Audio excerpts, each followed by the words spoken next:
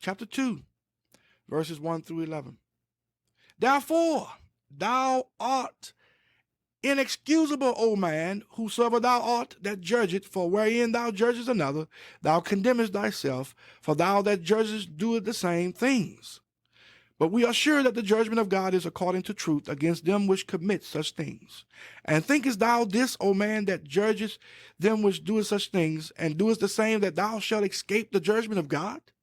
Or despisest thou the riches of his goodness and forbearance and long suffering, not knowing that the goodness of God leadeth thee to repentance? But after thy hardness and impenitent heart treasure it up unto thyself wrath against the day of wrath and revelation of the righteousness of the righteous judgment of God, who will render to every man according to his deeds. To them who by patient continuance in well-doing seek for glory and honor and immortality, eternal life. But unto them that are contentious and do not obey the truth, but obey unrighteousness, indignation and wrath, tribulation and anguish, upon every soul of man that doeth evil, of the Jew first, and also of the Gentile.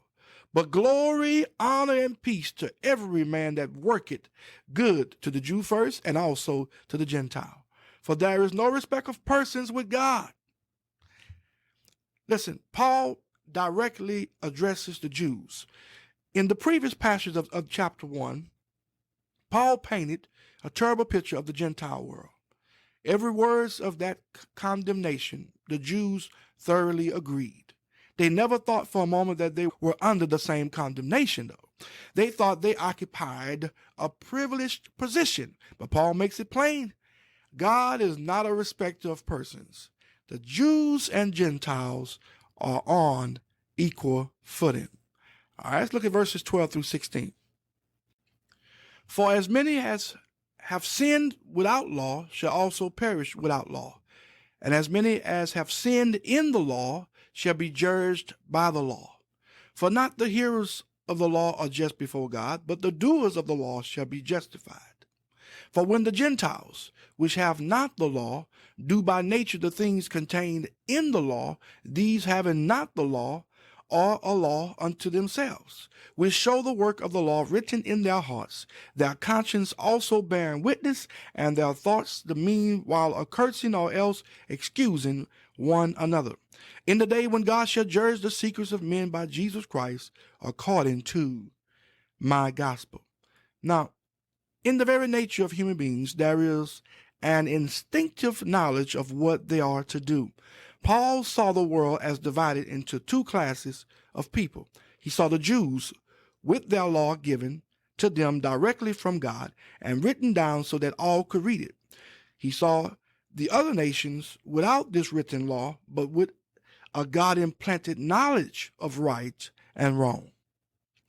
Now, neither of them could claim exemption from God's wrath. The Jews could not claim exemption on the grounds that they had a special place in God's plan, and the Gentiles could not claim exemption on the grounds that they had never received the law. The Jews would be judged as men and women who knew the law, the Gentiles as a people who had a God-given conscience. God will judge us according to what we know and have the chance to know. No one will be able to stand before God with an excuse. All right, let's look at verses 17 through 29.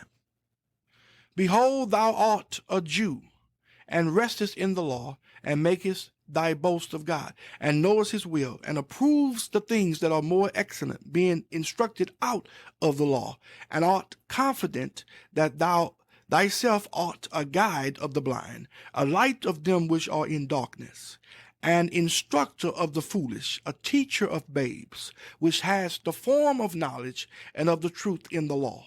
Thou therefore which teachest another, teachest thou not thyself? Thou that preachest a man should not steal, doest thou steal? Thou that sayest a man should not commit adultery, doest thou commit adultery? Thou that abhorrest idols, doest thou commit sacrilege? Thou that makest thy boast of the law through breaking the law, dishonor thou God? For the name of God is blasphemed among the Gentiles through you, as it is written.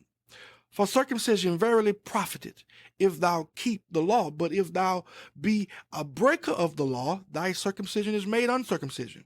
Therefore, if the uncircumcision keep the righteousness of the law, shall not his uncircumcision be counted for circumcision? And shall not uncircumcision, which is by nature, if it fulfill the law, judge thee, who by the letter and circumcision doest transgress the law? For he is not a Jew, which is one outwardly, neither is that circumcision, which is outward in the flesh. But he is a Jew, which is one inwardly, and circumcision is that of the heart, in the spirit, and not in the letter, whose praise is not of men, but of God. Now, this is a true saying. We should never judge a book by its cover. The true essence of any book is the inward contents. The heart reveals the real person. There must be a circumcision of the heart. A sinner is a sinner, regardless if he is a Jew or a Gentile. Circumcision of the flesh means nothing, nor uncircumcision. The only thing that matters is being a new creature, is being a new creation in Christ Jesus.